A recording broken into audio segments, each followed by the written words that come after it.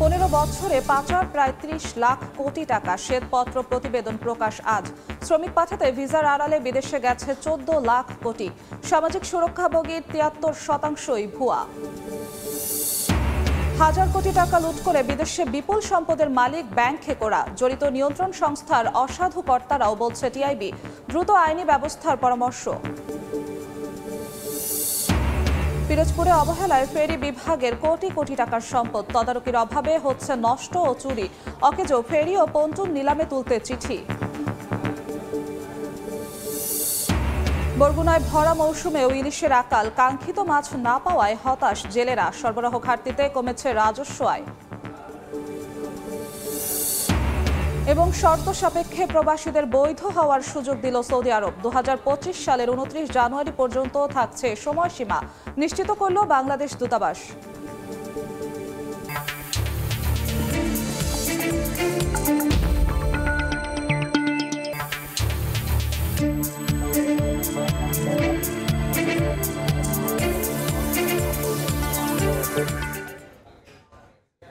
দেখছিলেন শিরোনাম। আমন্ত্রণ জানাচ্ছি দেশ ও দেশের বাইরের অর্থ বাণিজ্যের নানা খবর নিয়ে আমাদের নিয়মিত আয়োজন এই সময়ের বাণিজ্যে।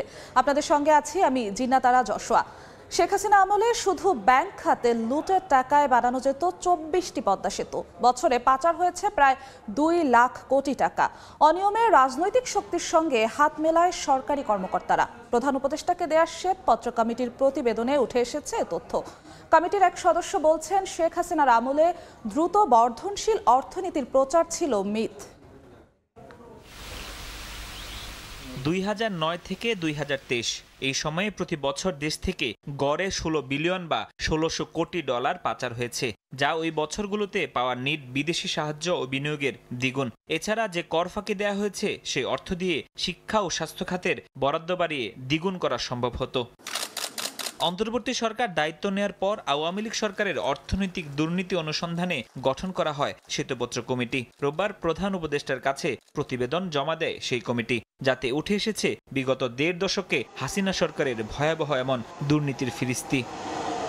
প্রতিবেদনে বলা হয়, বাস্তবতাকে পাশ কাটিয়ে বাংলাদেশকে বিশ্বে অর্থনৈতিকভাবে শক্তিশালী দেখাতে বছর বছর উচ্চ প্রবৃদ্ধির মিথ দাঁড় করিয়েছিল হাসিনা সরকার। গত 15 বছরে আওয়ামী লীগ সরকার উন্নয়ন খাতে ব্যয় করেছে 7,20,000 কোটি টাকা। এই খরচের 40% বা 2,80,000 কোটি টাকা লুটপাট করেছে সরকার ঘনিষ্ঠরা। একটা চিত্র যেটা দেয়া হয়েছে যে প্রবৃদ্ধি প্রতি বছরই বাড়ছিল, বিশেষ করে সপ্তম পঞ্চবার্ষিকী পরিকল্পনাতে নিয়ে। আমাদের ফাইন্ডিং হচ্ছে প্রবৃদ্ধি ছিল না তা কিন্তু না, কিন্তু যেই মাত্রায় প্রবৃদ্ধির কথা বলা হয়েছে সেটা ছিল না, আর যেই দিকে যাচ্ছিল দিকটা ছিল উল্টো। শ্বেতপত্র প্রতিবেদনে উঠে আসে ব্যাংক খাতের লুটপাটের ভয়াবহ চিত্র।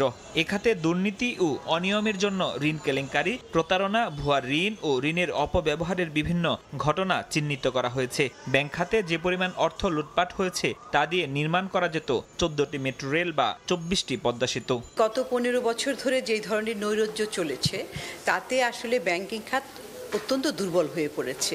এখানে প্রায় 60টির মতো ব্যাংক, কিন্তু এর মধ্যে 10-15টি ছাড়া আর বাকিদের স্বাস্থ্য খুব একটা ভালো না। এছাড়া বিদ্যুৎ খাতের দুর্নীতির কথা তুলে ধরে প্রতিবেদনে বলা হয়, খাতটিতে বিদ্যুৎ কেন্দ্রের মালিক ও সরকারের সাথে যোগ সাজশে দুর্নীতি হয়েছে। দুর্নীতির চ্যানেল হিসেবে কাজ করেছেন তৎকালীন জ্বালানি উপদেষ্টা, প্রতিমন্ত্রী ও বিদ্যুৎ বিভাগ। আর ছোট বড় সকল প্রকল্প পাশ করাতে লাগত তৎকালীন প্রধানমন্ত্রীর অনুমতি। বিগত 15 বছরে বাজারের স্বাভাবিক সরবরাহ ব্যবস্থাকে পুরোপুরি ধ্বংস করে কারসাজির সরবরাহ প্রক্রিয়া তৈরির মাধ্যমে বাজার ব্যবস্থাকে অকার্যকর করা হয়, যার ফলে উচ্চমূল্যে পণ্য কিনতে বাধ্য হয়েছেন ভোক্তারা। ফরহাদুর রহমান, সময় সংবাদ, ঢাকা। পরিকল্পনা মন্ত্রণালয়ের সংবাদ সম্মেলন করছে শ্বেতপত্র প্রণয়ন কমিটি। বিগত 15 বছরে আওয়ামী লীগ সরকারের দুর্নীতির ফিরিস্তি তুলে ধরছেন কমিটি প্রধান দেবপ্রিয় ভট্টাচার্য। সরাসরি যাচ্ছি সেখানে। পত্রিকার মাধ্যমে লিখেছিলাম যে একটি শ্বেতপত্র প্রয়োজন এই জন্য যে এই পরিস্থিতি সম্বন্ধে একদিকে যেমন ধারণা নেওয়া, অপরদিকে ভবিষ্যতের করণীয়গুলো সম্বন্ধেও আরেকটু নির্দিষ্টভাবে পরামর্শ পাওয়া। আমাদের সৌভাগ্য যে সে বিষয়টি মাননীয় প্রধান উপদেষ্টার দৃষ্টিগোচর হয় প্রস্তাবটি, এবং উনি আমাকে বলেন যে তাহলে প্রস্তাব যখন দিয়েছ তখন এটা তৈরি করে দাও। তো অবভিয়াসলি তৈরি করাটা এটা ব্যক্তিগতভাবে একজনের পক্ষে সম্ভব না। আমি আপনাদের আজকে বলতে পারি যে ওনারা বলেছিলেন যে আপনার পছন্দ মতো মানুষদের নিয়ে আসেন, আমরা সরকারের পক্ষ থেকে কোনো হস্তক্ষেপ করব না। এবং সেই অনুযায়ী আমি 11টি নাম প্রস্তাব করি এবং সেই 11টি নামই ওনারা অনুমোদন দেন। এবং আপনারাই বলেছেন এই 11 জনকে এবং আমি সহ 12 জন যে দলটি গঠিত হলো, আপনাদের পত্রিকায় লিখেছে ইট ওয়াজ এ ড্রিম টিম। বাংলাদেশের পেশাগত জীবনের সবচেয়ে যে কটি মানুষের নাম আমরা বলি, আমাদের অর্থনীতির বিশ্লেষণ করেন যারা, গবেষণা করেন, তাদের ভিতরে সবচেয়ে যে কটি নাম সামনে আসে বিভিন্ন বিষয়ে, আমরা সৌভাগ্য সেই 11 জনকে যুক্ত করতে পেরেছিলাম। এবং এই 11 জনের অবদান আজকের এই রিপোর্টটাই তার ধারণ করে আছে। আমি আরেকটু বলবো ওনাদের সম্বন্ধে, কারণ আজকে ওনাদের সম্বন্ধে না বললে ঠিক হবে না জিনিস। এবং যেই কমিটিটা গঠিত হয়েছিল আপনারা লক্ষ্য করে দেখবেন, এক একজন এক এক বিষয়ে পারদর্শী ওনারা, এবং এক একজন এক একটি প্রতিষ্ঠানে ওনারা কর্মরত। সেই অর্থে একটি প্রতিনিধিত্বমূলক কমিটি আমরা গঠন করতে পেরেছিলাম। এই কমিটির সাথে আপনারা জানেন যে খুবই ঘনিষ্ঠভাবে সমর্থন দিয়েছেন আমার সিপিডির কলিগরা। সিপিডি এবং একই সাথে যে নাগরিক ফোরাম আছে আমাদের সিপিডির সচিবালয় হিসেবে, সেই নাগরিক ফোরামের সচিবালয় আমাদের সমন্বয়ক আনিসাতুল ফাতেমা এখানে উপস্থিত আছেন, এবং আমাদের যেই প্রায় 150-র মতো সহযোগী প্রতিষ্ঠান বাংলাদেশের বিভিন্ন জায়গায় আছে, তাদের সহযোগিতা ব্যতিরেকে এই প্রতিবেদন তৈরি করা কষ্টকর হতো। সিপিডির কলিগসরা এই কাজের সাথে যারা যুক্ত হয়েছেন, তাদের সাথে ইউএনডিপি থেকেও আমার 2 সহকর্মী এই কাজের সাথে যুক্ত হয়েছিলেন। প্ল্যানিং কমিশনকে সরকারের অংশ হিসেবে আমাদের সাচিবিক সমর্থন দিয়েছে, এবং আপনারা দেখছেন যে সরকারের সম্ভবত অত্যন্ত একটি গুরুত্বপূর্ণ স্থানে আমরা আপনাদের সাথে এখানে মিলিত হয়েছি। এটাও একদিক থেকে বেশ লক্ষণীয় একটি বিষয়। এই কাজটি তৈরি করার ক্ষেত্রে আমাকে জিজ্ঞেস করা হয়েছিল খরচ কত হবে। আমি বলেছিলাম যে বাংলাদেশের এই রকম একটি পরিবর্তন কালে আমরা যদি কোনো অবদান রাখতে পারি, সেটা কোনো আর্থিক মূল্যে মূল্যায়ন করাটা ঠিক হবে না। সেহেতু আমার সহকর্মীরা এই যে 3 মাস অক্লান্ত পরিশ্রম করেছেন এবং ওনাদের চলমান দায়িত্বগুলোর পাশাপাশি এটা করেছেন, এবং একই রকমভাবে আমার সিপিডির যে গবেষকরা কাজ করেছেন, তাদের বিভিন্ন চলমান প্রকল্পের কাজ ইত্যাদির ভিতরে পাশাপাশি এগুলি করেছেন, এবং নাগরিক প্ল্যাটফর্মের যারা ঢাকার বাইরে কাজ করেছেন, তারা সকলেই কিন্তু বিনা পারিশ্রমিকে কাজ করেছেন। এই বিনা পারিশ্রমিকে শুধু ওনারা যে পরিশ্রমের কে কোনো আর্থিক মূল্য ধরেননি তা না, ওনারা যতগুলি সভা করেছেন, আপনারা তো জানেন তথাকথিত কি একটা সিটিং অ্যালাউন্স আছে না, সব মিটিংয়ের একটি পয়সাও সিটিং অ্যালাউন্সও কাউকে দেওয়া হয়নি। আমরা একটু আগে মূল্যায়ন করছিলাম যে এইরকম একটি কাজ যদি পরামর্শকদের দিয়ে করানো হতো তাহলে কত খরচ হতো। কারণ এই কাজের ভিতর দিয়ে আমরা বাংলাদেশের পেশাজীবীদের, বিশেষ করে অর্থনীতির চর্চায় যারা আছে, তাদের সক্ষমতা এবং কৃতিত্ব প্রদর্শন করেছি, এবং বিভিন্ন সময়ে যে বিদেশি পরামর্শক এনে দেশীয় সক্ষমতাকে ছোট করে দেখানো হয়, সেইটার একটি উচিত জবাব দেওয়া আমরা চেষ্টা করেছি। এবং আমাদের মূল্যায়ন হলো যদি এটা ঠিক মতো কি প্রকল্প বানিয়ে করা হতো, কত বলেছ? 25 কোটি টাকা অ্যাটলিস্ট। এটার মূল্য ন্যূনতম 25 কোটি টাকা হতো। যদি প্রত্যেকের আপনারা পরামর্শকের নাম এবং আমার যে সহকর্মীরা আছেন তাদের যদি পারিশ্রমিক এবং যে সমস্ত অন্যান্য আনুষঙ্গিক খরচাদি ছিল, আমাদের হিসাব হলো এটা প্রায় 25 কোটি টাকার কাজ হয়েছে। এইটা আমরা দেশের জন্য একটি নিঃস্বার্থ অবদান হিসেবে আমরা এটাকে দেখতে চাই এবং এটার ভিতর দিয়ে আমরা একটা উদাহরণ এবং দৃষ্টান্ত করতে চাই।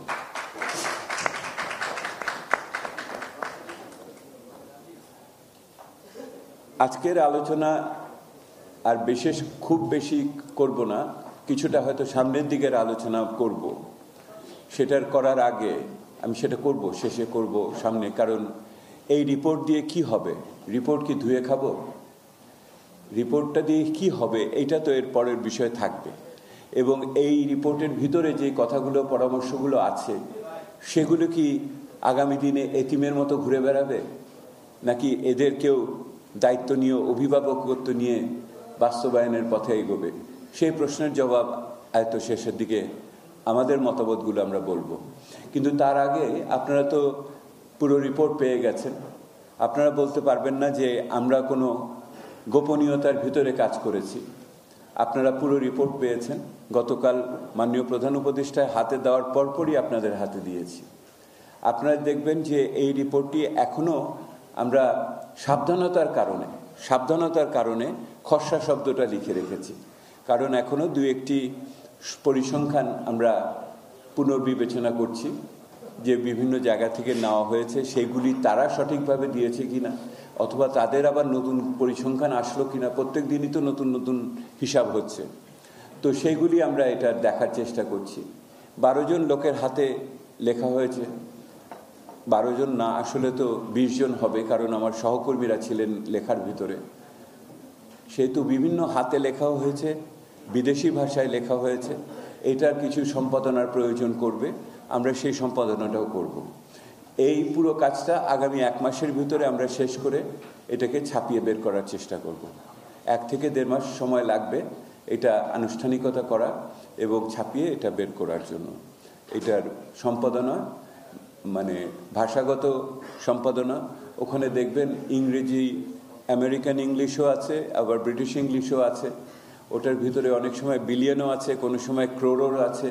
এগুলোকে আমাদের সম্পাদনা করতে হবে। আমরা সেটা করব। করার পরে এটা আমরা বের করব। আপনারা দেখেছেন, আমি জিজ্ঞেস করেছিলাম প্রধান উপদেষ্টার অফিসকে যে এইটার গ্রন্থস্বত্ব কার কাছে থাকবে, মালিকানা কার কাছে থাকবে গ্রন্থস্বত্ব। আমাকে বলা হয়েছে এটা সরকারের কাছে থাকবে। সেহেতু আপনারা দেখবেন যে গ্রন্থস্বত্ব দেওয়া আছে বাংলাদেশ সরকারকে। যদিও আমরা এটা রচনা করেছি, কিন্তু এটার ভিতর দিয়ে সরকারের পক্ষ থেকে এই দলিলটির মালিকানা ওনারা গ্রহণ করেছেন। ওনারা এটাকে নিজস্ব দলিল হিসেবে স্বীকার করে নিয়েছেন। এটা আমাদের জন্য সম্মানের ব্যাপার, এটা মনে করি। আর যেখানে ভিতরে যেই সমস্ত মতামতগুলো দেওয়া আছে সেগুলি প্রত্যেকটি ব্যক্তি জেনে লিখেছেন তাদের ব্যক্তিগত মতামত, এটা সরকারের না। সেহেতু গ্রন্থস্বত্ব সরকারের আছে, কিন্তু ওখানে প্রদত্ত মতামত বিশ্লেষণ এগুলির জন্য যদি কাউকে আপনারা বকাবকি করতে চান, সেটা তাহলে আপনাদের সামনে আমার এই যে সহকর্মীরা বসা আছেন তাদের করবেন, অন্য কাউকে না। আরেকটা কথা আমি বলতে চাই আপনাদের, সেটা হলো যেই প্রক্রিয়ার ভিতর দিয়ে আমরা এটাকে প্রস্তুত করলাম, এটা কিন্তু প্রথাগত গবেষণার যে পদ্ধতি তার বাইরে যে আমরা এই কাজটি করেছি। একটি অন্তর্ভুক্তিমূলক আলোচনা ভিত্তিক একটি প্রক্রিয়ার ভিতর দিয়ে আমরা এটা গেছি। আপনারা যদি লিস্টটা দেখেন, আপনাদের সামনে দেওয়া আছে যে এইটার ভিতরে যে আলোচনাটা হয়েছে। আমার যে ভূমিকা আছে, ভূমিকার ভিতরেও আমি সংক্ষেপে বলার চেষ্টা করেছি যে এই দলিলটি তৈরি করার ক্ষেত্রে আমরা যেই পদ্ধতি অবলম্বন করেছি সেটার প্রথম তো অবশ্যই গবেষকরা যে যার নিজের যে জ্ঞান ব্যুৎপত্তি সেটার উপরে তারা ভিত্তি করেছেন, সেহেতু তাদের অর্জিত জ্ঞান এখানে প্রতিফলিত হয়েছে। একই সাথে তারা তারপরে যে বিভিন্ন তথ্য উপাত্ত সেই ক্ষেত্রে প্রাসঙ্গিকভাবে পাওয়া যায় সেগুলি তারা ব্যবহার করেছেন সবচেয়ে সাম্প্রতিকতম। তারপরে যেটা হয়েছে যে সেটা হলো যে যে সমস্ত বিষয়ের সাথে অন্যান্য বিশেষজ্ঞরা আছেন দেশের ভিতরে এবং দেশের বাইরে, তাদের সাথে পরামর্শ করা হয়েছে, কোনো সময় এককভাবে, কোনো সময় গোষ্ঠীবদ্ধভাবে, এবং দেশি এবং বিদেশিদের সাথেও এটা করা হয়েছে। এবং আমরা একই সাথে ঢাকার বাইরে যে জনশুনানির মাধ্যমে জনগণের মতামতকেও নিয়ে আসার অন্তর্ভুক্ত করার চেষ্টা করেছি। আপনারা হিসাবে দেখবেন এখানে মোট আমরা 60টি সভায় মিলিত হয়েছিলাম, এবং এই 60টি সভার ভিতরে আমার এই কলিগসরাই আমরাই প্রায় 18 বার নিজেদের মধ্যে সভা করেছি। আপনারা চিন্তা করে দেখেন 90 দিনের ভিতরে 18 বার শুধু আমরা আমাদের চলমান কাজকর্ম, সংসার এবং কর্তব্য বাইরে রেখে এইভাবে 18 বার এখানে আমরা মিলিত হয়েছি। এছাড়া আপনারা দেখবেন যে নীতি নির্ধারকদের সাথে আলোচনা হয়েছে 22টি, আমাদের অন্যান্য ঢাকার বাইরে আলোচনা হয়েছে, দেশের বাইরে আমরা বিভিন্ন অনলাইনে আলোচনা করেছি, এবং আলোচনার সূত্রপাতটা হয়েছিল প্রথম ওই ঘরে প্ল্যানিং কমিশনে, সেটা হলো ছাত্রনেতৃবৃন্দের সাথে যারা আন্দোলন সংগ্রামে ছিলেন সেই রকম মানুষদের আমরা প্রথম ডেকে প্রথম আলোচনাটা তাদের প্রত্যাশাটা বোঝার চেষ্টা করেছি, এবং সেটাও খুবই একটা মানে সেই অভিজ্ঞতাটা খুবই মনে রাখার মতো আর কি। সেই কীভাবে তারা শিক্ষা খাতের উপর জোর দিয়ে, কর্মসংস্থানের উপর জোর দিয়ে আলোচনা করেছিল। শিক্ষার মানসম্পন্ন শিক্ষা এবং শোভন কর্মসংস্থান, এই দুটো বিষয় তাদের আলোচনার ভিতরে খুব বড়ভাবে এসেছিল। অন্যান্য সংস্কারের আলোচনাও তারা সেই দিন এনেছিলেন। তো এই প্রস্তুত করার ক্ষেত্রে আমরা আরও সবাইকে উদাত্ত আহ্বান দিয়েছিলাম যে আপনারা জানেন আপনাদের মনে আরও কিছু আছে নাকি। অনেকে ফোন করে বলেছে এটা তো বাইরে বলা যাবে না, এসে সামনাসামনি বলবো। আমরা বলেছি দেখেন, আমি প্রথম থেকে বলছি আমরা ব্যক্তি নিয়ে আলোচনা করছি না, প্রতিষ্ঠান নিয়ে আলোচনা করছি না, আমরা প্রক্রিয়া নিয়ে আলোচনা করছি। এই ঘটনা কিভাবে ঘটলো এইটি হলো আলোচনার বিষয়। সেহেতু ব্যক্তিগত যদি আরও কোনো তথ্য উপাত্ত থাকে এটা আপনারা দুদকে নিয়ে যান, সরকারের ফাইন্যান্সিয়াল ইউনিটে নিয়ে যান, ওই যে BFIU না, বা বাংলাদেশ ব্যাংকে বা দুর্নীতি দমন কমিশনের কাছে নেন, এইটা তাদের কাজ হবে। আমাদের কাজ চোর ধরা না, আমাদের কাজ হলো চুরির বর্ণনা দেওয়া। আমরা চুরির বর্ণনা দিয়েছি। এখন যে বিষয়টি এর সাথে এসছে সেটা হলো যে আমাদের আহ্বানে সাড়া দিয়ে আপনারা দেখবেন 340 জন বিভিন্ন ধরনের মতামত আমাদের কাছে পাঠিয়েছে। সেই 340টি ধারণা আমরা যথেষ্ট গুরুত্ব সহকারে আমরা পাঠ করেছি, আত্মস্থ করার চেষ্টা করেছি। সেহেতু এই পুরো প্রক্রিয়াটা আপনারা, এইটাকে আপনাদের কাছে আমি জোর দিয়ে এত সময় নিয়ে বলছি এই জন্য, যদি এই প্রক্রিয়াটা আমরা না বুঝি তাহলে এই দলিলের কিন্তু বৈধতার জায়গাটা আপনারা ধরতে অসুবিধা হবে। কারণ এটা পেশাদারিত্বর দিক থেকে যেমন উঁচু মানের আমরা করার চেষ্টা করেছি, আমরা জানি যে এটা বেরোনোর সাথে সাথে বিভিন্ন জন আপনারা সহ প্রশ্ন করা শুরু করবেন, এটা এরকম কেন, এটা ওরকম কেন, ওই তথ্য নাই কেন, এই সমস্ত প্রশ্নর সম্মুখীন হওয়ার জন্য আমরা প্রস্তুত। আর একই সাথে আমরা বলতে চেয়েছি যে এইটা কোনো গজদন্ত মিনারে বসে কেউ লেখে নেই, এটা জনমানুষের সাথে যুক্ত থেকেই আমরা এই লেখাটা প্রস্তুত করেছি, আর সেইটারই আপনাদের সামনে এনেছি। আপনারা দেখেছেন যে এইটার মূলত যে 23টি পরিচ্ছদ এখানে আছে, সেই 23টি পরিচ্ছদের ভিতরে এবং আমার ভূমিকা সহ আরেকটু আছে, সেটা হলো যে 5টি বিষয়ের ভিতরে আমরা এটাকে ভাগ করেছি। প্রথম ভাগ হয়েছে সামষ্টিক অর্থনীতির উপরে, দ্বিতীয় ভাগ আছে বিভিন্ন খাতওয়ারি আলোচনা। তৃতীয় ভাগ আছে কাঠামোগত বিভিন্ন বিষয়াদি এটার ভিতরে আছে। তারপরে আছে মানব সম্পদ এবং সুরক্ষা ইত্যাদি বিষয় ওখানে আছে। আরেকটা আছে প্রাতিষ্ঠানিক বিভিন্ন প্রশ্ন যেগুলি আমাদের সামনে এসেছে সেইটা। এবং সব শেষে কিছু আগামী দিনের তাৎক্ষণিক কিছু কর্তব্য, আমরা 5টা কর্তব্য আমি তুলে ধরেছি আমরা ওখানে, সেটা আমি পরে আলোচনা করব। কিন্তু আপনাদের প্রশ্ন আমরা নিব। তার আগে যদি আমার সহকর্মীরা কেউ দু একটি বিষয়কে আপনাদের দৃষ্টি আকর্ষণ করেন, যেটা এখন পর্যন্ত আপনাদের পত্রিকাতে পত্রপত্রিকায় সেইভাবে এখনো আসার সুযোগ হয়নি, আস্তে ধীরে এটা হবে। তো আমি প্রথমে প্রফেসর ইউসুফকে রিকোয়েস্ট করছি যেভাবে আছেন সেইভাবে আমি বলার জন্য। কোনো একটা বা দুটো বিষয় বলবেন নাকি? 2 মিনিট। প্রফেসর ইউসুফ, ঢাকা বিশ্ববিদ্যালয়ের অধ্যাপক। জি, ধন্যবাদ স্যার। প্রথমে আমি একটু কৃতজ্ঞতা জানাই যে এরকম একটা গুরুত্বপূর্ণ এবং রাষ্ট্রীয় কাজের সাথে নিজেকে সম্পৃক্ত করার সুযোগ পেয়েছি।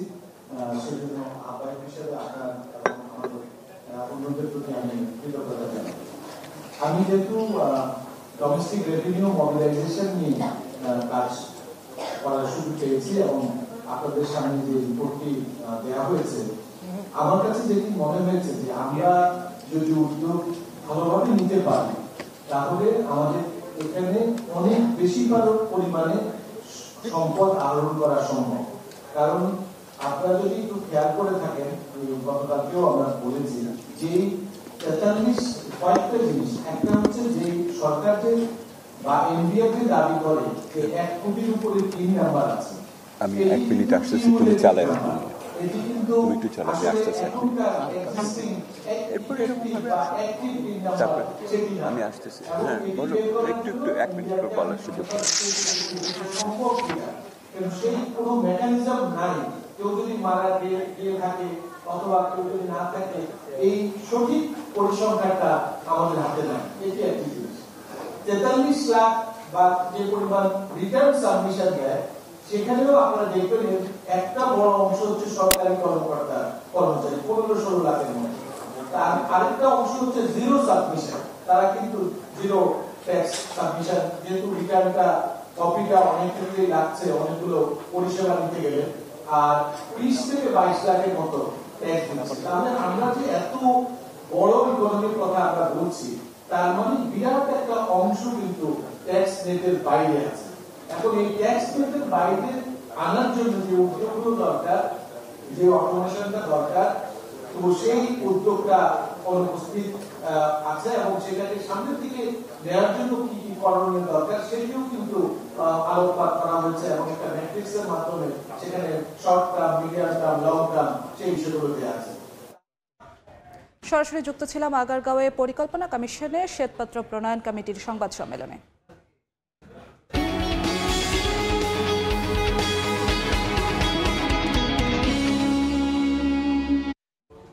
ব্যাংক থেকে নামে বেনামে ঋণ নিয়ে হাজার হাজার কোটি টাকা লুট করে বিদেশের মাটিতে অঢেল সম্পদ গড়লেও রাঘব বোয়াল আর তাদের দোসররা এখনো ধরাছোঁয়ার বাইরে।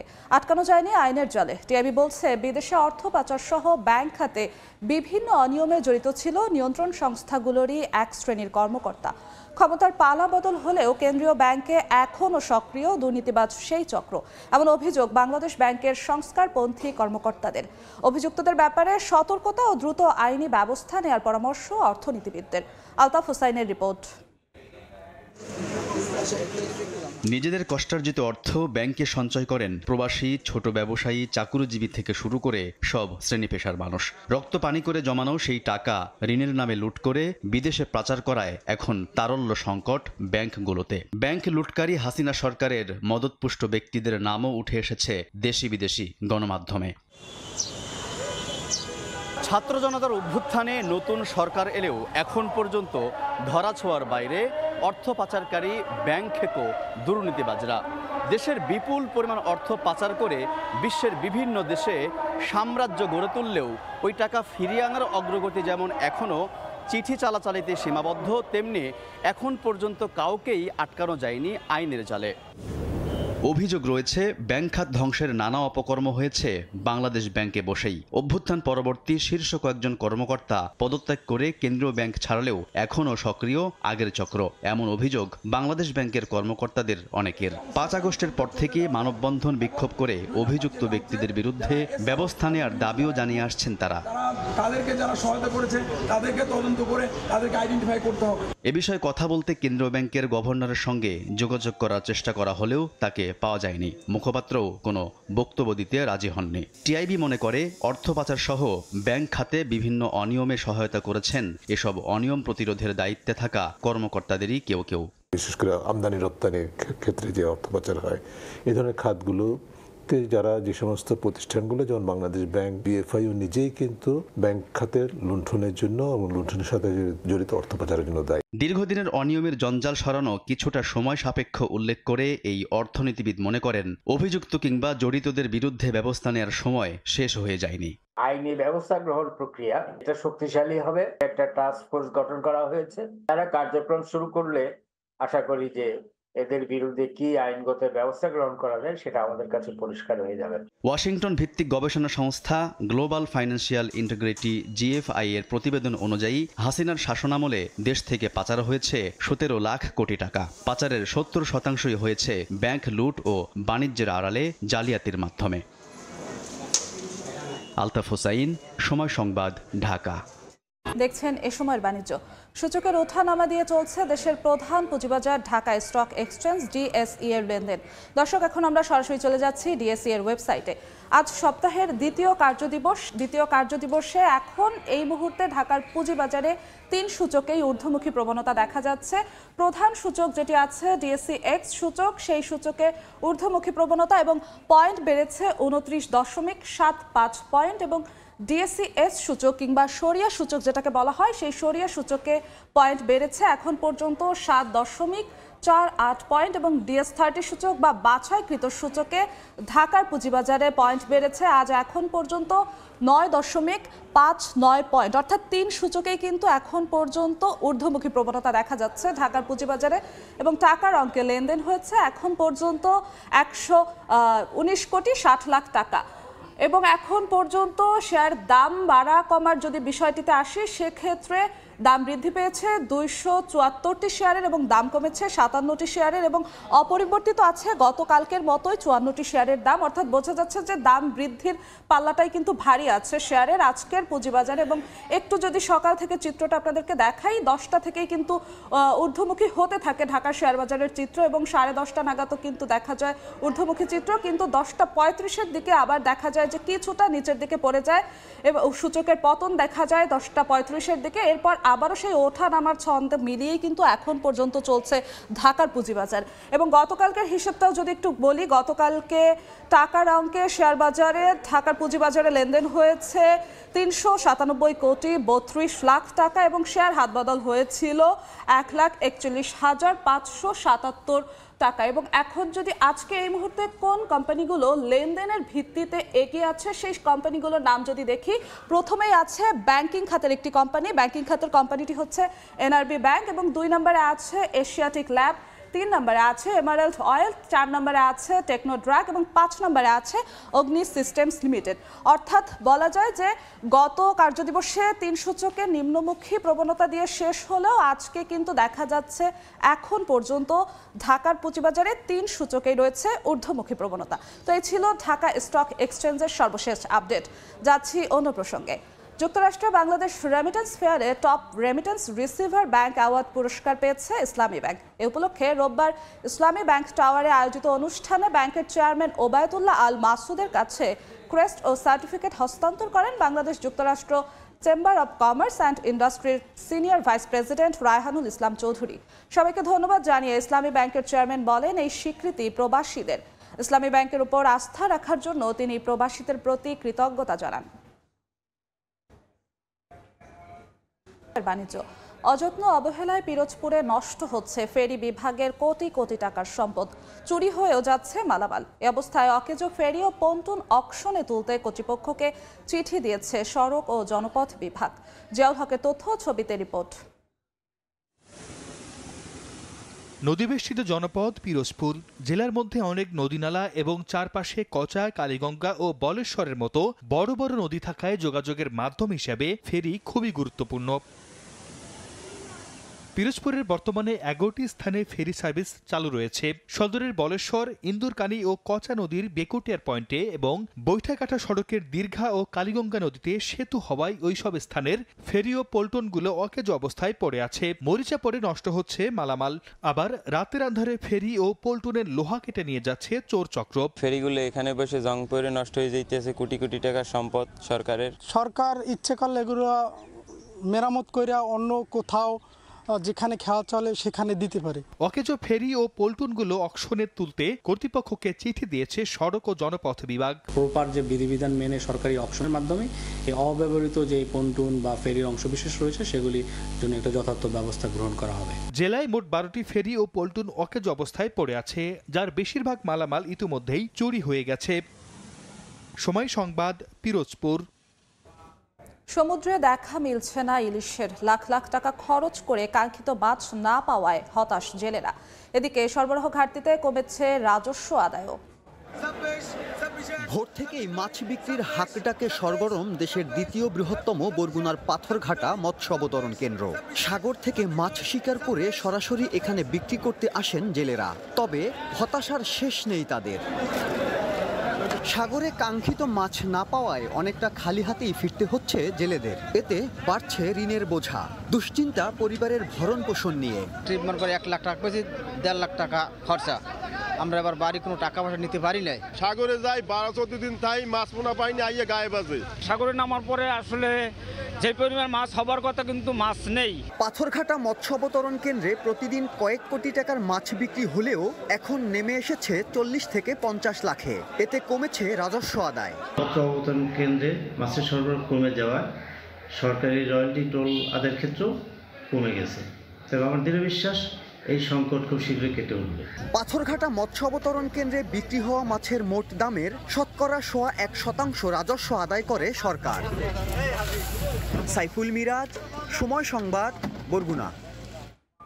নিয়ম নীতির তোয়াক্কা না করে ভোলার তেঁতুলিয়া নদীতে অবৈধভাবে চলছে বালু উত্তোলন।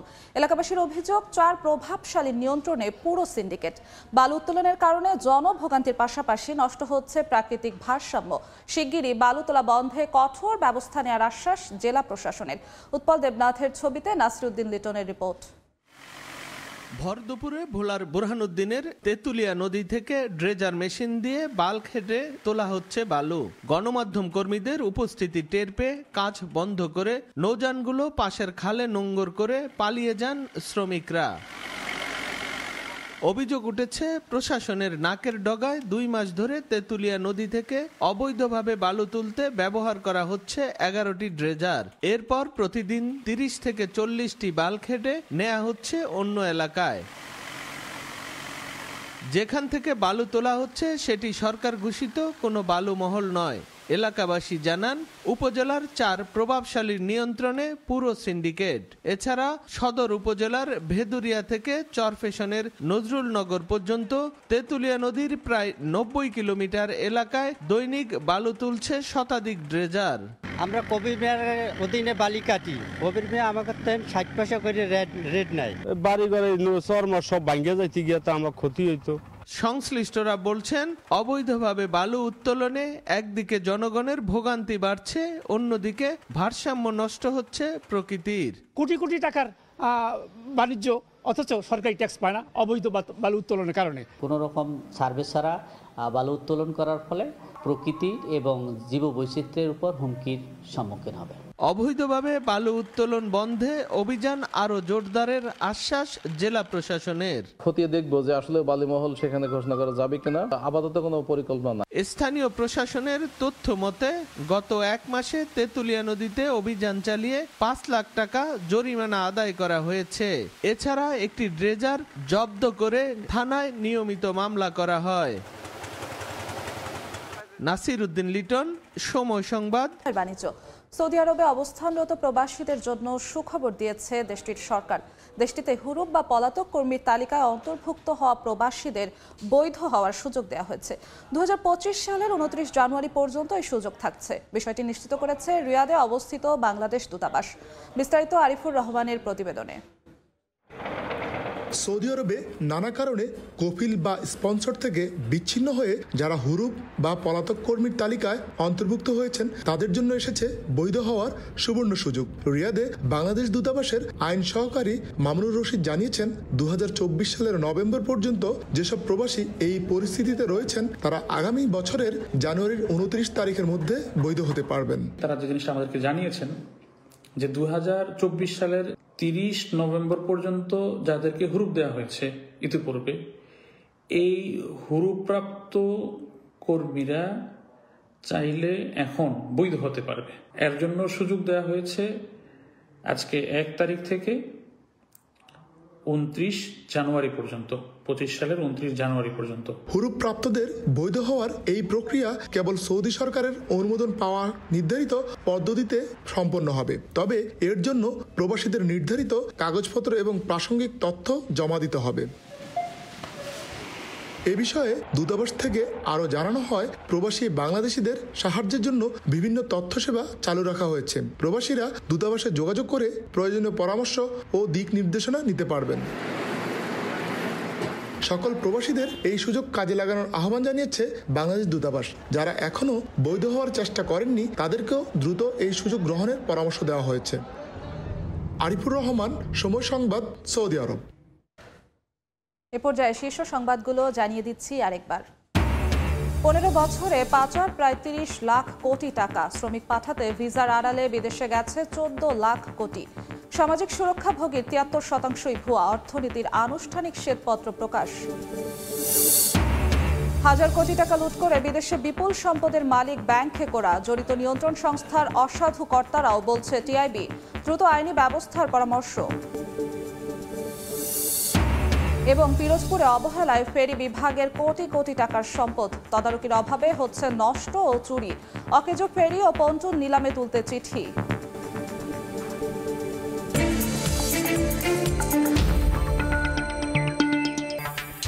এই ছিল এ সময়ের বাণিজ্যে। সঙ্গেই থাকুন সময়ের।